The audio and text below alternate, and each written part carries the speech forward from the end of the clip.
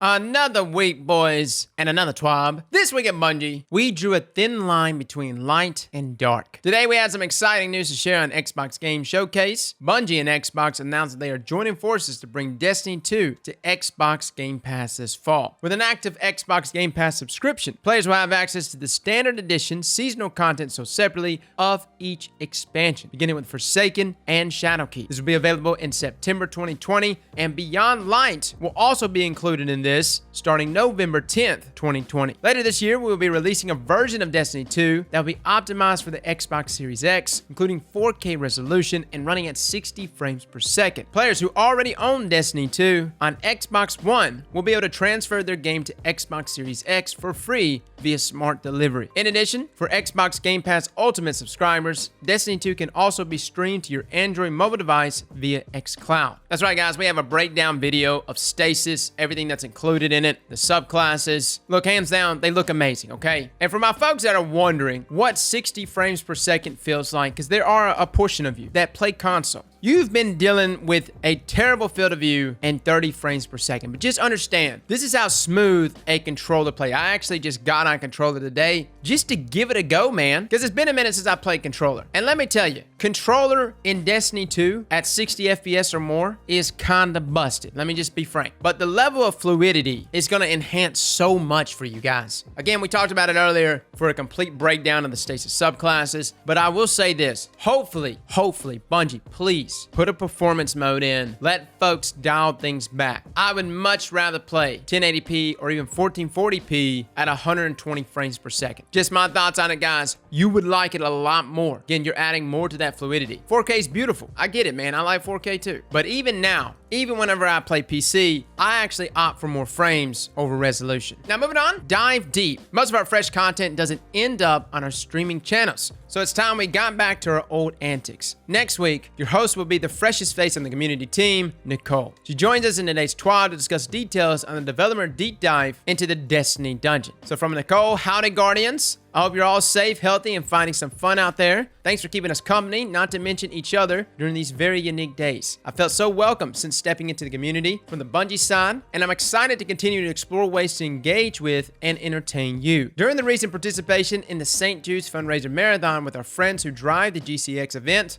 we discovered some new ways to recreate streaming experiences from our homes, which means developer commentary is coming soon to a screen near you. You're quarterly invited to dive into the Prophecy Dungeon with some of the devs who created the experience. So there will be a developer deep dive next Tuesday at 10 a.m. Pacific on Bungie's channel. Come and watch us play our own game and tell you stories from its creation on the development floor. Learn more about our inspirations and motivations as we share snapshots from when it was just a work in progress. Join us in the chat for the conversation. We welcome you behind the curtain for a bit of fun, reminiscing, and insight into the life of game development. I can't wait to talk to you all again soon, but for now, see you then. Oh, and yes, we'll archive it for later for those of you who can't make it. All right, developer insight. I'm sure they're gonna actually talk about how they made the dungeon, what inspired it, why they actually decided on a techno theme. Yeah, it's pretty cool. It's hands down my favorite dungeon in the game. I really wish it wasn't getting vaulted. Is it still getting vaulted? Somebody confirm that. Damn beavers! Law, we would never harm our large-toothed, pond-dwelling friends, but we're on a mission to reduce the error codes that share their name. Late last week, we had some success in bringing the number of beaver errors back down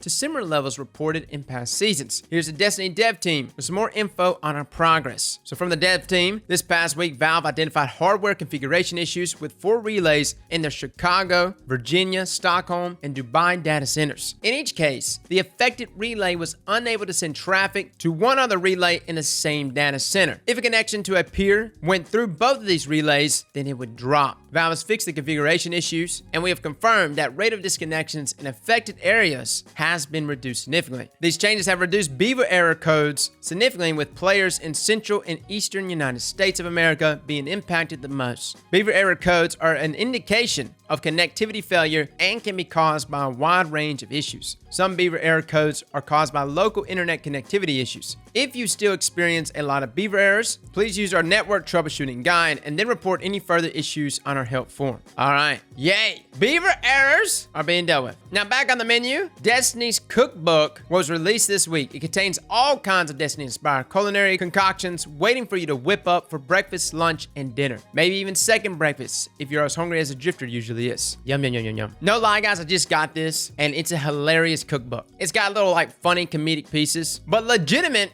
good recipes, like, no lie. They actually partnered with Victoria Rosendahl, am I saying that right? To author this collection of recipes. She showed off her culinary and photography skills, dove deep into Destiny lore, and helped bring this fun cooking guide to life. The Destiny official cookbook is on the Bungie store right now if you want to add it to your library. Yeah, it's actually pretty thick too. Like, there's a lot of recipes in there. And I told you guys we're actually going to be dropping the gaming, right? Our channel is just going to be Aztecross instead of Aztecross Gaming, hence why we dropped the G in the logo, which opens everything up, man. We're going to start a cooking portion. That's right. Going to be me, you, a webcam, and some fried chicken, Louisiana style. Now, moving on, we have some new Twitch Prime rewards. Oh, we've extended our Twitch Prime rewards, and now we're in the bonus rounds. If you have an active Prime subscription, visit this page to link your Bungie.net account and claim your rewards. Once you're all set, you can pay a visit to Amanda Holiday in the tower to grab your new gear. Oh yeah, look at all this gear. Oh, you get a ship that's kind of rusted out, a very basic looking sparrow. You get tractor cannon, which is actually really good. Like, hands down, if you don't have tractor cannon, get it. And you get an ornament for it. Probably the biggest selling point. Interesting that Bungie's still doing these Twitch Prime things. And do these things refresh every month, really? Or is it like quarterly? Moving on,